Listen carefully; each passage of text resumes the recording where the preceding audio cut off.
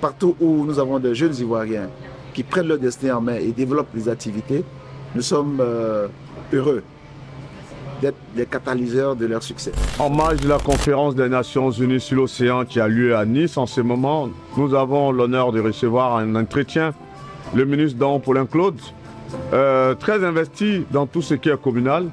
Monsieur le maire, que nous vaut l'honneur de votre présence ici à Nice en ce jour? Je voulais vous remercier de l'opportunité que vous me donnez de parler à la fois d'Abidjan, parce que je suis là au titre du district d'Abidjan, où je suis vice-gouverneur. Et en cette qualité, nous avons un partenariat de longue date avec la ville de Nice, un jumelage de plus de 2 décennies, qui a fait que nous avons participé au récent sommet de Nice sur le climat. Et nous avons reçu l'invitation de faire en sorte que toutes les villes côtières d'Afrique soient mobilisées pour prendre part à ce sommet des Nations Unies sur les océans. C'est une problématique qui nous intéresse parce que nous sommes d'abord une ville côtière, Abidjan, mais nous avons un long littoral ivoirien qui part de Tabo jusqu'à Boisseau, en passant par Assini. Donc nous sommes au cœur de la problématique de la montée du trait des côtes et des dégâts causés aujourd'hui par le réchauffement climatique, dont nous ressentons les effets immédiatement sur le vécu quotidien de nos populations. Nous sommes donc ici pour prendre part à cette coalition portée par le maire de Nice. C'est une coalition des élus locaux, parce que c'est vrai que la problématique du réchauffement climatique est une problématique globale, mais elle a des incidences locales. Et en tant que gestionnaire de cité, nous avons la lourde mission d'apporter des réponses maintenant, mais surtout des réponses de résilience pour nos populations. La coalition doit interpeller le monde entier. Et nous sommes heureux que les Nations Unies se soient saisies de cette problématique de la montée du trait des côtes et de la menace des océans. Sur la menace aujourd'hui que nous avons sur la montée du trait des côtes et de recul sur les populations. Sur les populations aujourd'hui, les incidences négatives sur le vécu des populations. Alors notre présence ici répond à cette problématique.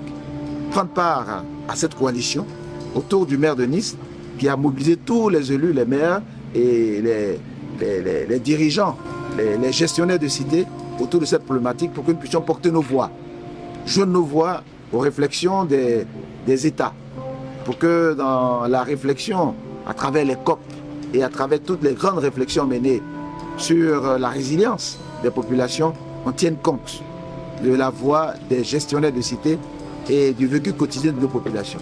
Alors nous avons pu avoir quelques recommandations ici, les recommandations faites par des scientifiques, parce qu'il y a eu d'abord, avant ce sommet, avant le grand sommet qui aura lieu demain, et avant la journée thématique que nous avons aujourd'hui, il y a eu des rencontres scientifiques, des journées scientifiques, où des experts ont analysé la situation mondiale avec beaucoup de finesse et ont fait des recommandations très pertinentes. Nous allons donc les porter, ces résolutions, au niveau des États, mais aussi tirer profit des expériences vécues par de nombreuses populations et par de nombreuses cités pour apporter quelques solutions pertinentes à nos populations. Ces conférences ont plusieurs avantages. C'est la diplomatie aussi des villes. C'est du multilatéralisme que nous essayons de développer, mais aussi nous sommes là pour nous enrichir des expériences vécues par des gestionnaires de cités au profit de leur population. Ainsi, nous pourrons, en ce qui concerne Abidjan, comme l'avait dû le constater avec le ministre-gouverneur du district, nous avons commencé à valoriser la forêt du Banco. Nous avons commencé à valoriser Port-Boué, le bord de mer. Et nous sommes en train de voir comment faire pour que les populations riveraines qui sont impactées par la montée et le dérèglement climatique qui a une incidence sur les inondations par exemple.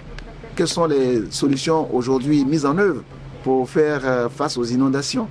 Quelles sont les solutions mises en œuvre pour aider les populations qui étaient des pêcheurs, mais qui aujourd'hui, avec la disparition des mangroves, n'ont plus le renouvellement halieutique Donc, toutes ces solutions qui sont mises en œuvre à travers le monde peuvent nous inspirer. Nous sommes aussi là pour profiter des inspirations, des bonnes pratiques, pour que nous puissions, dans le cadre du plan national mis en œuvre en Côte d'Ivoire, nous puissions intégrer la dimension des collectivités décentralisées, la gouvernance locale, dans les plans nationaux qui sont mis en œuvre. Donc, finalement, ces rencontres qui ont l'air de grandes rencontres un peu aériennes ont quand même des avantages pour nous qui sommes les gestionnaires de cité. D'abord, avoir une alerte internationale, savoir que la problématique que nous vivons à Grand Laou, à Tabou, à San Pedro et bientôt à Assini, avec les disparitions des mangroves, ce sont des problématiques internationales et qu'il y a des solutions. Il y a des solutions. Il y a des financements. Et en ce qui concerne la Côte d'Ivoire, il y a un programme qui a été mis en œuvre en liaison avec le ministère en charge de la transition écologique pour la résilience des populations vivant tout le long des villes côtières. Voilà. C'est un projet qu'on appelle projet Waka qui est en cours avec un financement très important et avec l'appui de bailleurs de fonds internationaux pour nous aider justement à soutenir les populations vulnérables et faire en sorte que les mangroves soient protégées. Et de plus en plus, les populations ont compris que la mangrove ne doit pas servir seulement comme bois de chauffe, mais doit servir pour le renouvellement des espèces halieutiques, parce qu'il y va de la poursuite de la pêche traditionnelle, donc de la création de revenus pour nos populations.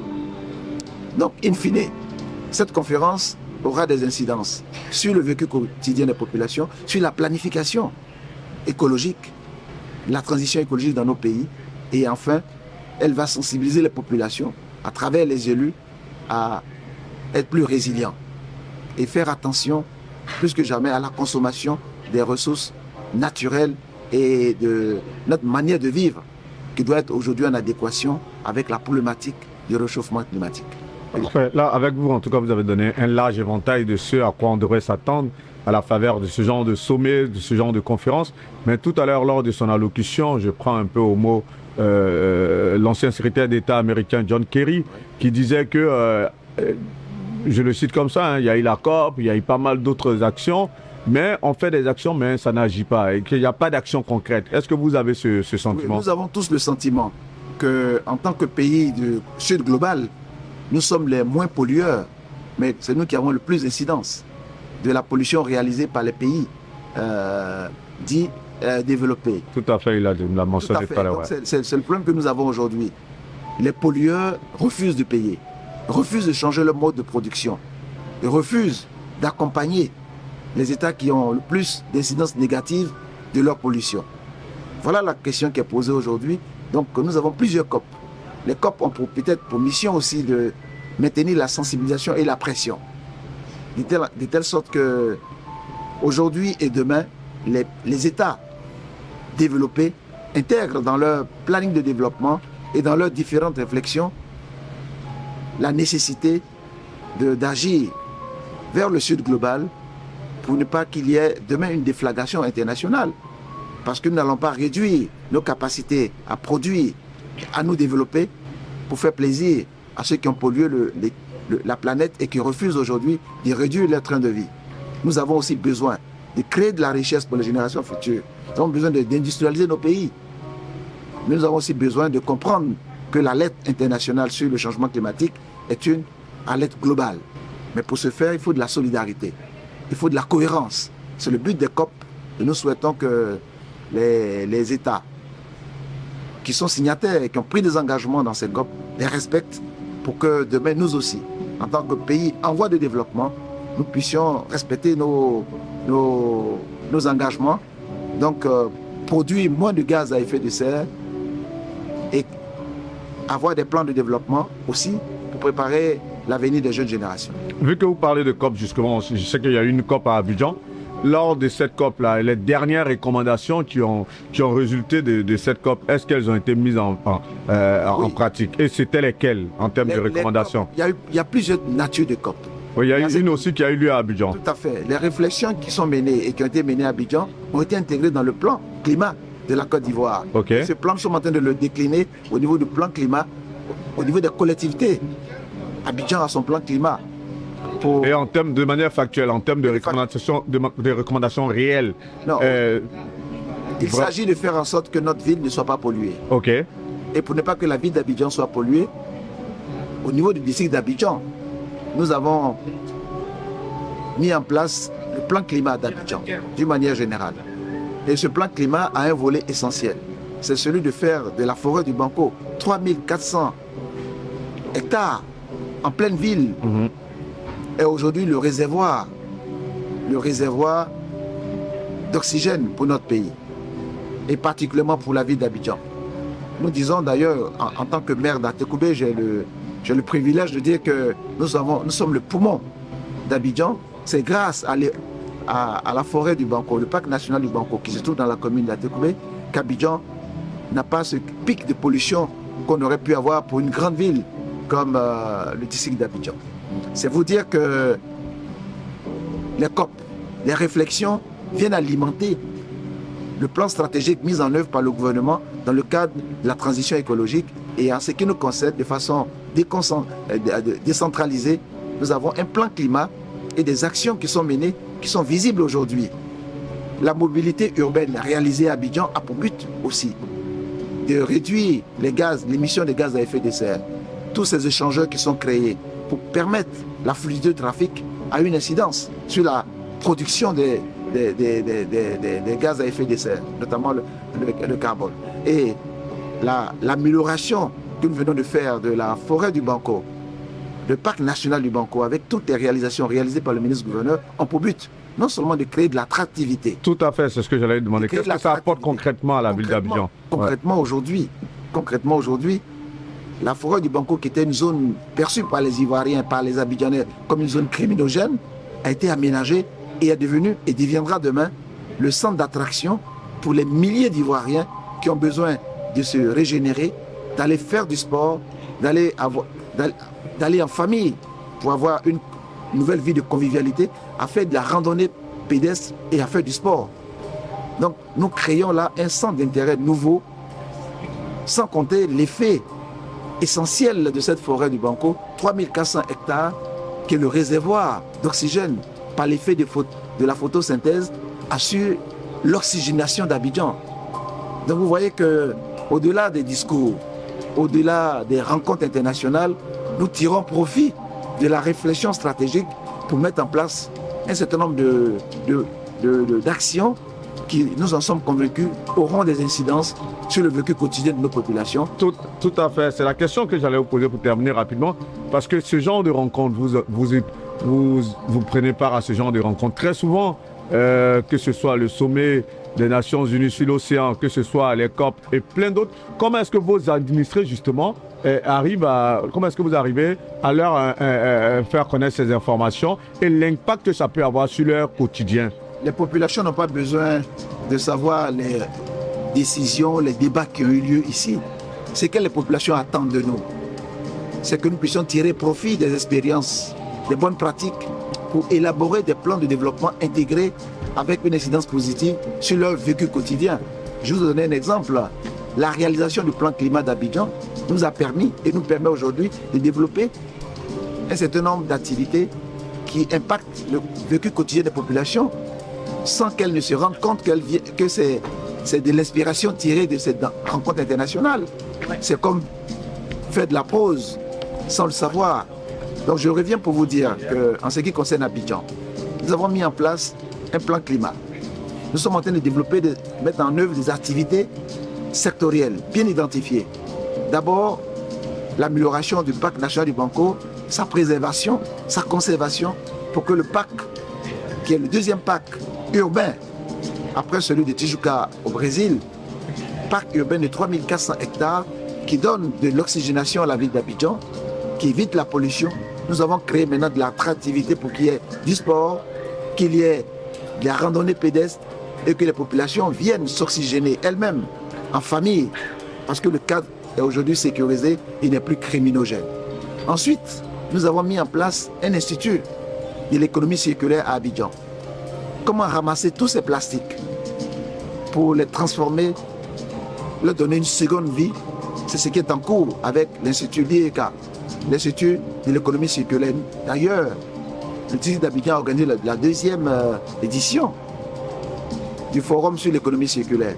Tout cela pour mettre en œuvre le recyclage et créer des centres de recyclage. Et en liaison avec la ville de Paris, nous avons un projet pour les mouches soldats. Les mouches soldats. Okay. C'est un projet de recyclage, toujours dans l'économie circulaire, permettre la transformation des déchets en engrais. Donc vous voyez qu'il y a et cela a pour but aussi de créer des emplois pour les jeunes générations vers les métiers de l'économie circulaire. Donc nous tirons profit de nombreuses rencontres internationales, mais dans la déclinaison du plan d'action du district vers l'économie circulaire, vers le plan climat, vers la valorisation du parc national du Banco par exemple. Donc ce sont des effets induits pour les populations dont nous avons la charge. Nous devons éviter qu'Abidjan soit pollué. Nous devons éviter que les déchets ne soient pas révalorisés. Mais est-ce que vous avez l'impression qu'aujourd'hui la ville d'Abidjan n'est pas polluée? La ville d'Abidjan n'a pas de pics de pollution. Okay. Des pics de pollution parce que nous avons, sous le leadership du président Alassane Ouattara, comme vous le constatez, la mobilité urbaine à Abidjan est améliorée avec le 4e pont, 3e et le 4e pont, le pont Alassane Ouattara. Vous avez vu tous les échangeurs qui sont faits pour assurer une mobilité urbaine et tout cela a pour but de réduire l'émission de gaz à effet de serre. Voici des effets induits pour les populations. Ensuite, l'amélioration du parc du Banco à cette vocation. Et enfin, la mise en œuvre pour les jeunes générations d'une éducation vers l'économie circulaire, la production qualitative de déchets. Tout cela doit contribuer à réduire notre manière de consommer, notre manière de produire des déchets et notre manière d'impacter négativement notre environnement. En tout cas, merci déjà de nous éclairer sur tous ces sujets.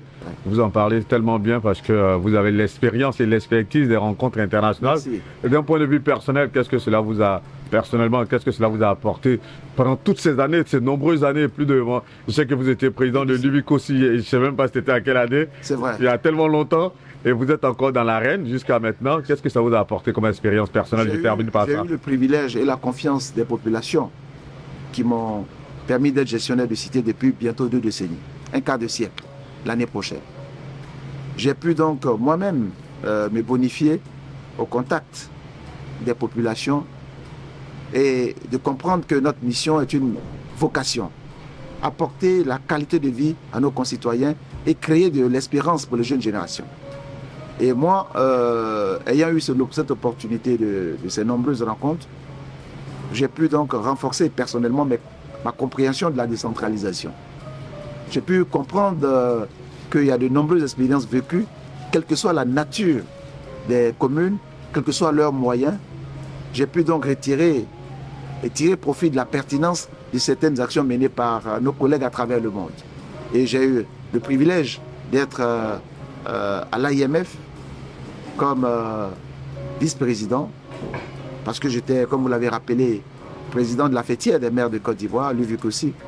Donc j'ai eu l'occasion de voir que la diplomatie des villes a pour objet aussi de renforcer les liens de partenariat, de faire des jumelages, de développer des actions communes au bénéfice de nos populations. On a pu faire des bibliothèques, on a pu faire des aires de jeu, on a pu aujourd'hui faire dans ce partenariat des échanges au niveau des jeunes. Par exemple, moi, ma commune est en partenariat avec la ville de Serres et la ville du Havre. Et nous avons de nombreux échanges de renforcement des capacités des jeunes pour lutter contre la fracture numérique, par exemple. Je peux dire que toutes ces rencontres ont pour but, au-delà des rencontres internationales, au-delà des voyages, de permettre de forger l'élu que nous sommes, les élus que nous sommes, mais aussi de nous permettre d'avoir un spectre beaucoup plus large de ce que nous pouvons faire comme action au bénéfice de nos populations et surtout de tisser des liens, de monter des projets structurants et aussi de faire appel à des financements et de développer des solidarités. Et donc je peux dire que ces rencontres, au-delà de ce que ça peut représenter comme discours, peuvent agir sur les élus pour qu'ils soient de plus en plus efficaces au bénéfice de leurs concitoyens. J'avoue que là, vous nous accordez cet entretien justement en marge du sommet des villes littorales, donc de la conférence des Nations Unies sur l'océan.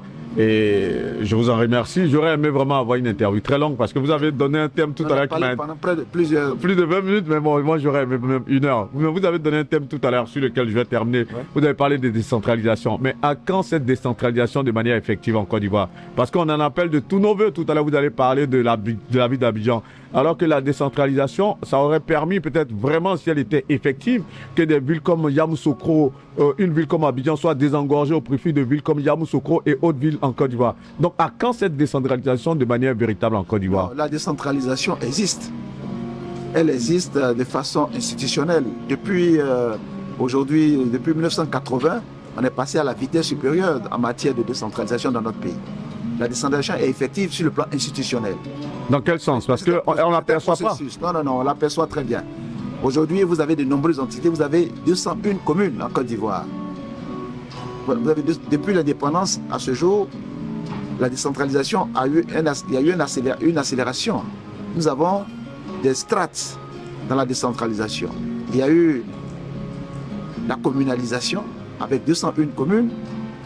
On a eu la régionalisation aujourd'hui. Vous avez 31 régions en Côte d'Ivoire. Vous avez à l'époque 2 districts autonomes. Aujourd'hui, nous en avons 14. 12 de plus. Donc, ce sont des efforts de décentralisation. On passe donc de l'État jacobin qui était très centralisé à un État avec les collectivités décentralisées. C'est cela, la décentralisation. Est-ce que ces collectivités ont une certaine autonomisation dans la gestion? La décentralisation, c'est d'abord, comme je le dis, institutionnel. Il y a une volonté politique de faire en sorte qu'il y ait des entités décentralisées. Donc c'est cela que vous voyez. Donc la progression est là, commune, région, district autonome, pour rapprocher les centres de décision des populations, parce que ce sont les populations elles-mêmes qui choisissent leurs élus au niveau des maires et au niveau des conseils régionaux. Donc la volonté de l'État de faire en sorte que la population participe à la co-construction du développement de notre pays. Ça, c'est de manière institutionnelle. Maintenant, une fois que la décentralisation a été voulue comme volonté politique, il faut que cela s'accompagne de compétences transférées aux collectivités décentralisées. Il y a 16 domaines de compétences qui ont été transférés. Et ce transfert doit se faire par les moyens. Et je vous rejoins là-dessus pour dire que la décentralisation institutionnelle est faite. Les décrets d'application ont du mal à se mettre en œuvre. Elle se fait progressivement. Parce qu'il faut aussi renforcer les capacités de ces collectivités territoriales pour qu'elles puissent remplir leur mission. Tout à fait. Mais ensuite, il faut donner des moyens. Je conviens avec vous que les moyens ne sont pas subséquents. Il faut des moyens massifs et ces moyens permettront donc aux collectivités de remplir pleinement leur rôle en matière d'éducation, de santé, de sécurité et d'animation citoyenne. Et ça c'est l'accélérateur. Donc en tant que gestionnaire de cité, je saisis l'opportunité pour vous dire que la décentralisation institutionnelle est effective, la volonté politique est présente, le gouvernement avance, sauf qu'il faut aller vers une accélération de ce processus pour donner plus de moyens, de visibilité et d'autonomie financière aux collectivités pour qu'elles soient plus efficientes sur le terrain au bénéfice des populations. Voilà, donc c'est pour dire qu'il faut un accélérateur. Mais le processus est lancé. Le processus est lancé en Côte d'Ivoire, la décentralisation est effective et doit devenir maintenant plus efficace et efficiente au bénéfice des populations.